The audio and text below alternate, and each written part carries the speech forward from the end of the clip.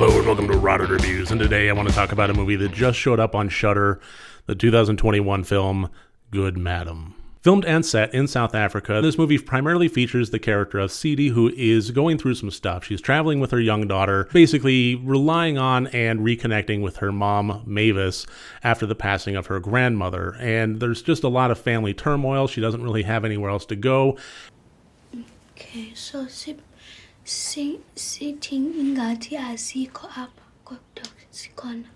And it kind of complicates matter by the fact that 𝗘𝗾𝗄𝗃 is a live-in housekeeper for Diane, an affluent white woman that has a large house that needs a lot of upkeep, and Diane, for the most part, is just stuck up in her room. The house still needs to be taken care of, Diane still needs to be taken care of, and that's where 𝗘𝗾𝗄𝗃 comes into play. And 𝗘𝗾𝗂𝗶 is not ashamed of kind of trying to disrupt the status quo as she's watching her mother go through this work process and questioning every aspect of it. No, it's fine, siyazihlamba lo xa sigqibile. Kaloku andisebenzisi esikhapu sikaDiana, zinto zikaDiana ezitsithi. Kutheni ungazusebenzisa? Andisebenzisi ndinayo ikhaphu. So I really enjoyed this movie. I thought it was beautiful. I thought it was extraordinarily well done. And I think that this is the kind of movie that is really going to break down a lot of conversations about horror and about society. I mean, this is a movie that was really heavily featuring the generational aftermath of apartheid and all the sins and tragedies that arose from that, and how it trickles down from there. So just discussing the movie in general, I thought it was beautifully well shot. A lot of the camera work was very interesting, very heavily relied on extremely close-up shots of the labor itself. Not necessarily in lieu of the characters, but when we had a lot of establishing shots or B-roll shots, or sometimes even when the characters are talking amongst themselves, it will drift over or cut over to an element of the hands working or the sink running or something along those lines. It really featured heavily the labor that was actually happening, which was a common theme throughout the movie, and it was just a really interesting thing for the camera to be focusing on. But pulling back from the technical aspects of the film and just kind of discussing some of the things that it opened up, I like this level of complexity. This is not a mile-a-minute scare ride. This is more thoughtful than that. It's a little bit slower than that.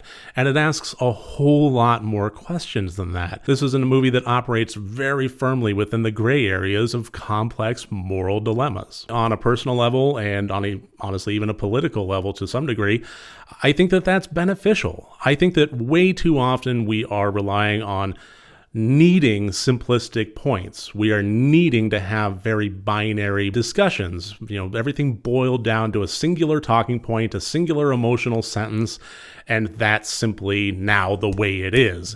And anybody that feels differently has their own emotionally boiled down singular sentence that tries to oversimplify things. And that's simply just not the way that reality works. We don't need boiled down sentences. We need conversations. We don't need binary thinking. We need a lot of gradients in between. So while I'm watching this movie and I'm looking at this character of 𝗘𝗾𝗂𝗶𝗽𝗺𝗀 going through what she's going through, and having a very abrasive relationship, honestly, with everybody around her, her mother, her daughter, her uncle, her daughter's father, everybody she just has to argue with. And it asks a lot of good questions with that, such as, where is the line drawn between self-advocacy and a sense of entitlement? When is a sense of entitlement justified? When is it not? As far as the absolutely indefensible stain on the soul of humanity that is slavery and apartheid, the questions about how that echoes down the generational line for centuries to come into play, especially when we're talking about issues as far as 𝗘𝗾𝗂𝗃's mom of 𝗘𝗾𝗄𝗃 having this job. And at some point, you have to ask the questions of, when is it not a job? Yes, she's getting paid for it, but how much is enough to justify the live-in situation? And between the conflicts that are happening between 𝗘𝗾𝗂𝗃 and her mother, a lot of these great points are being brought up. At what point do we talk about slavery and servitude versus service? If it's, the job and you're getting paid for it and you have a live-in situation and it's mutually agreed upon and, completely consensual, but at the same time, it's not your house. You don't have the ability to change things.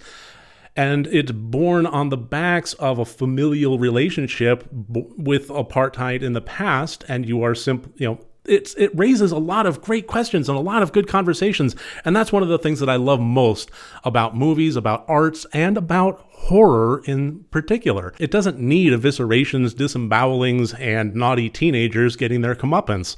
It can have more complex things than that. And that's one of the biggest reasons why I find it so cumbersome, the conversations about what is and isn't horror. I just don't care. The gradients are too fine, and again, I don't like operating in simplistic, boiled down sentences and binary thinking. If things aren't just not horror or horror, there's a lot of fine-tuning in between. And for me, horror is basically just genre taken to the next level. And this is a movie that takes family drama and basically removes the limits from it.